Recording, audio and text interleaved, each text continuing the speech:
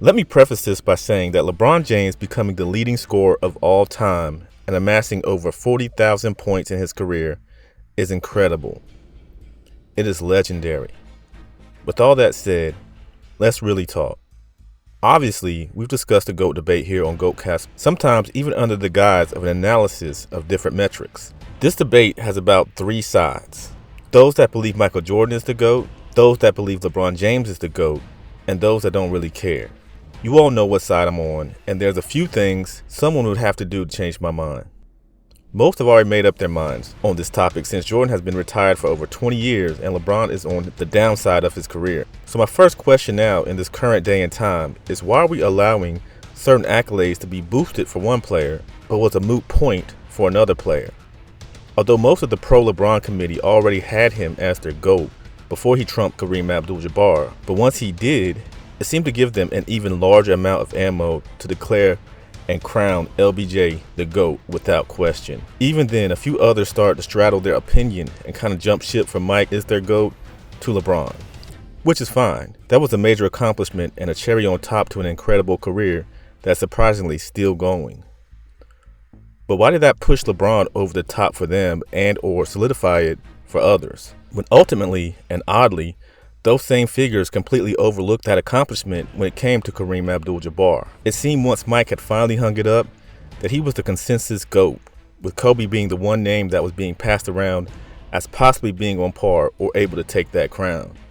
I have a very detailed video coming out soon on Kareem, so check that out, but it just seemed that most of sports media, fans, and players didn't believe that Kareem was on Jordan's level. So while his name would come up in spurts, it was already given to one player. We rarely or ever heard sports talk get into heated debates on whether Kareem was the GOAT over Jordan. Nothing as tense as the LeBron-Jordan debates. So now it seems that the scoring leader accomplishment is seen in a much higher light now than it was when Kareem held it. But why? Why is the all-time scoring title the catalyst to being the GOAT now, but not when Kareem held it? I mean, truth be told, Kareem had the most points in NBA history for years, while boasting 6 championships. Now I know this will bleed into my Kareem video, which will be out in a week or two, but just to put this into perspective, Kareem held the all-time scoring title, 6 NBA championships, and with 2 different teams, 6 NBA MVPs, and yet he's been X'd out of the top 2 for years. Granted, he only had 2 finals MVPs, which I guess may have hurt his claim, but even then, he's outscored Mike for all time and has more chips than LeBron all time. But yet, he's maybe 3rd on most people's list. Crazy. But I'll concede, maybe those that put LeBron over him see it as LeBron did a little more for his team, and Kareem, being a big man, won't get that much love because centers usually don't get that type of love due to how they play the game and their contribution to teams. Do I agree with that? Not at all. But it's what we have to kind of live with. So I have to ask, if we weren't ready to put Kareem as the GOAT over Jordan, when he had the all-time points, as many rings and more MVPs, what has LeBron done so great to push his way above Michael Jordan? Let's break this down a little further. Michael Jordan has the 5th most points of all time and the 2nd most points all time in the playoffs. LeBron is number 1 in both of those. That is rare air, but then you look at the averages.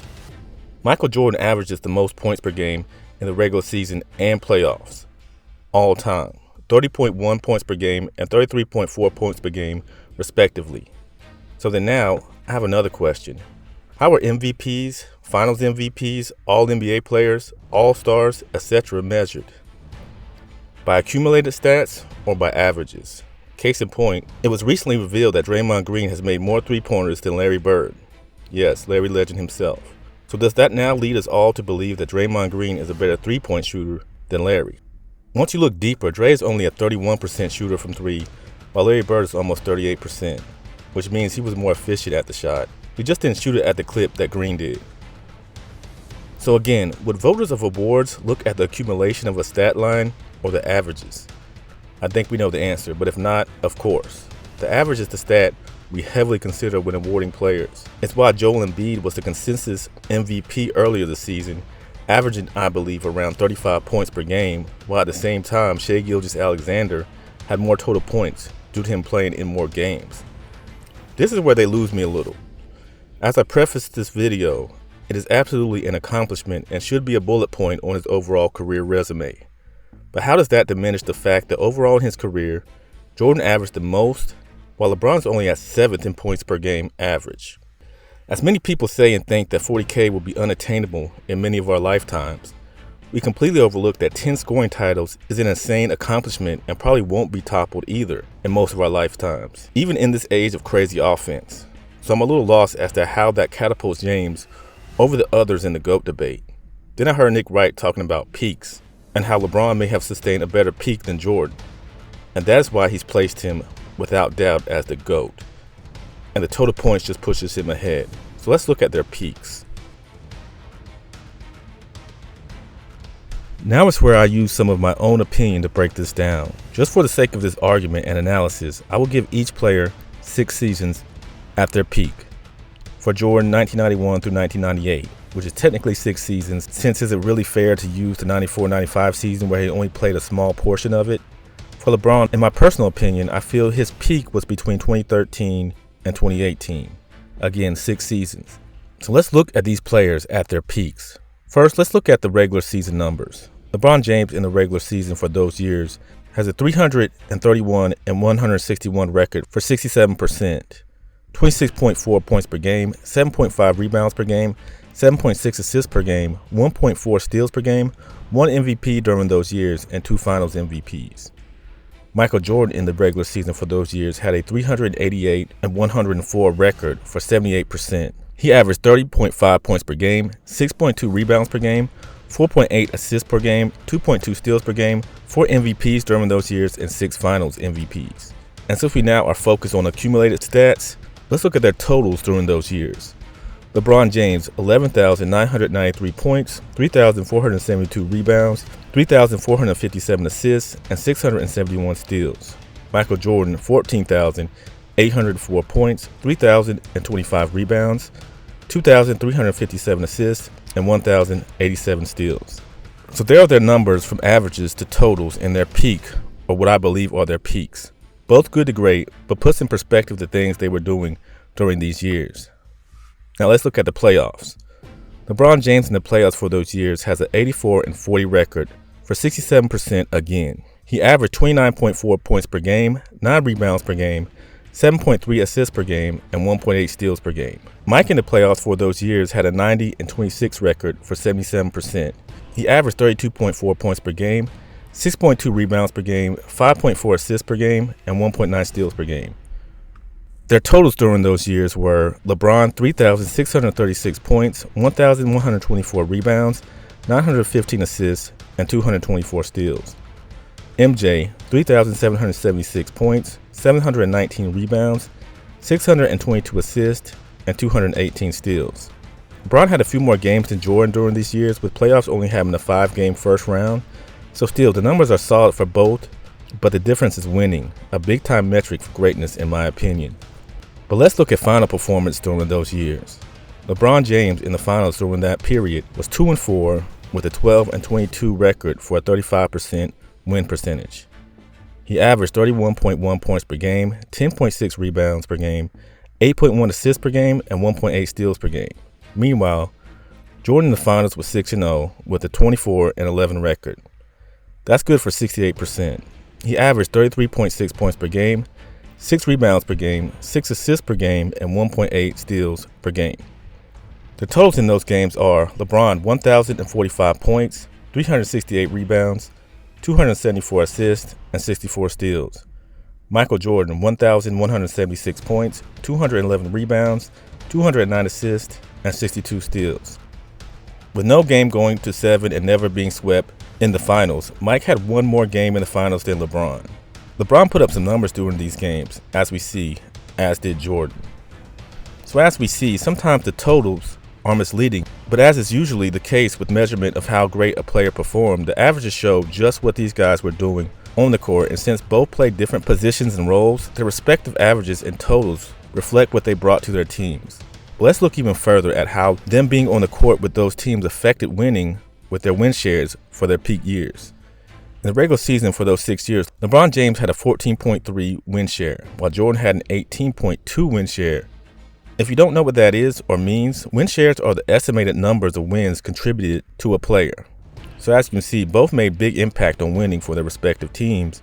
However, one had a slightly bigger impact. Now, as far as playoffs go, their win shares are dead even at 4.4, showing that both were very much needed during the postseason.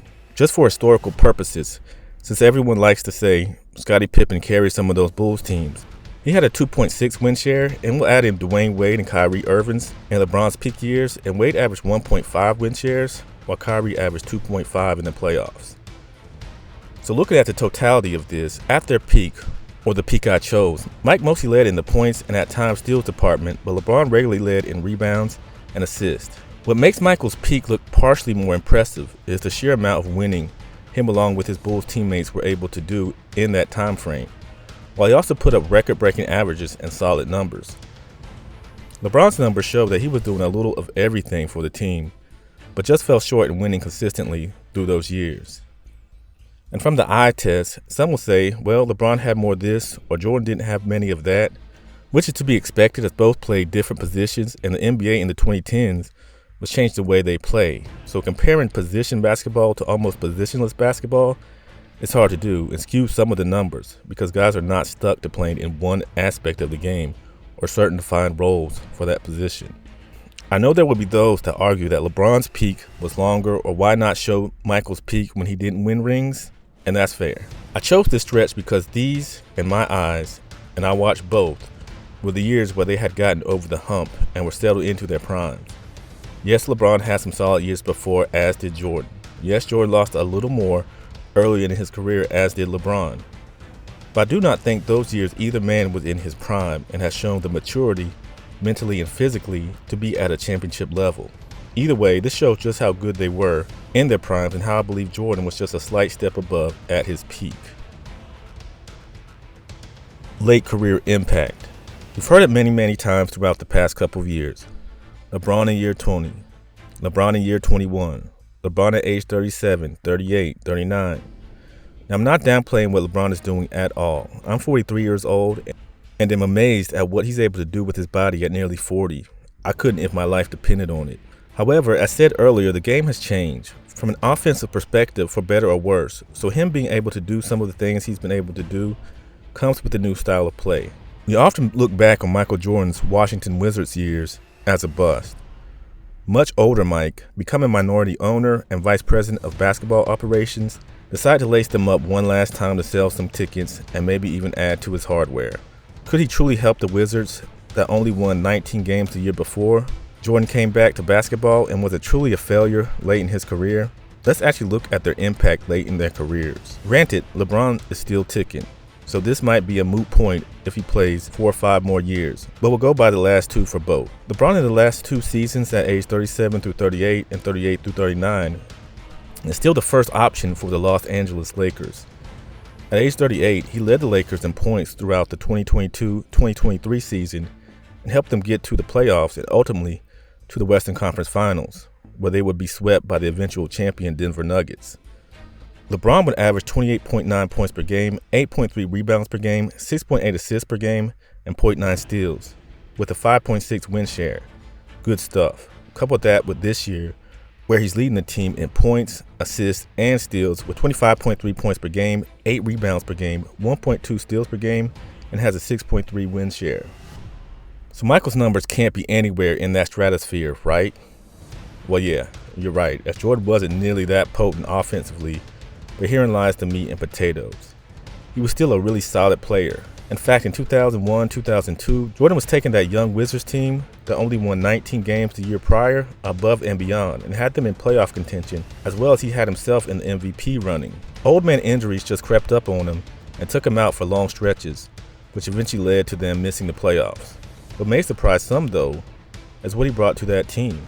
Michael Jordan, at age 38 to 39, led the Wizards in points, assists, and steals that year, averaging 22.9 points per game, 5.2 assists per game, and 1.4 steals per game. As said, they came up short for the playoffs, but it was a better season than the prior. That year, he only averaged 3.3 in win shares. So while he was playing some decent basketball, the winning wasn't nearly what it used to be. Then there was 39 to 40-year-old Mike, who of course was on his way out after that season. They tried some new pieces, but still weren't able to crack into the top 8 out east.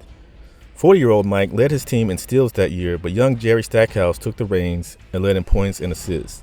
His averages, though, other than points, weren't far off from his career average, as he averaged 20 points per game, 6.1 rebounds per game, 3.8 assists per game, and of course 1.5 steals per game. Tough numbers, but a decent way to go out. Now here's the kicker though. As we boast LeBron James during these last 2 years, let's do a little comparison for teams. The Lakers with LeBron in the last 2 seasons, I know the season isn't over, have been in the play-in tournament, meaning they finished the season in the 7-10 range last year, and all signs point to them doing the same this year. Now let's look at those Wizards team. Yes, neither made the playoffs, but had they adopted the play-in tournament back then, Jordan would have gotten the team to the play-ins and potentially in the playoffs, as they held the 10th seed in 2002 and the 9th seed in 2003. Not bad seeing how his second best player was perennial all-star Jerry Stackhouse, while those Lakers had 2 top 75 players in uniform. Just goes to show that those last years could have amounted to something if the events were the same then as they are now. Why is $40K not enough? LeBron has been in the league for over 20 years and has only been able to successfully bring home 4 rings. I know rings aren't everything, but if you're the best of the best, then you should be able to get them in bunches. And I know Jordan didn't win every single year, but the thing is, when he got to the mountaintop, he didn't lose. Three-peat, leave for a year and a half, and then your next full season, one of the best records in NBA history, and the start of another three-peat. That means something, and should put him at the top of Mount Rushmore for the NBA. So with all this said, these two deserve their place in the top of the heap as far as NBA greats go. While I believe the $40K isn't enough, I only say that because there's so many things to look at when you're distinguishing who is the greatest and who isn't. If we're using numbers, let's get down to them and really show what these guys did when it truly mattered and how they impacted the outcome of those seasons. I'm sure I haven't changed any LeBron fans' minds or those that are pro-Jordan, but I thought I would break it down a little to get some clarity on what was done at their best, what is being done at their oldest, and how it all has affected the teams and games. Let me know what you think about this in the comments section, if you agree, if you disagree. Also, please help us to reach 1,000 subs. We're inching very close and can't do it without you. I appreciate you for watching, and we'll be back soon with more content. Thank you.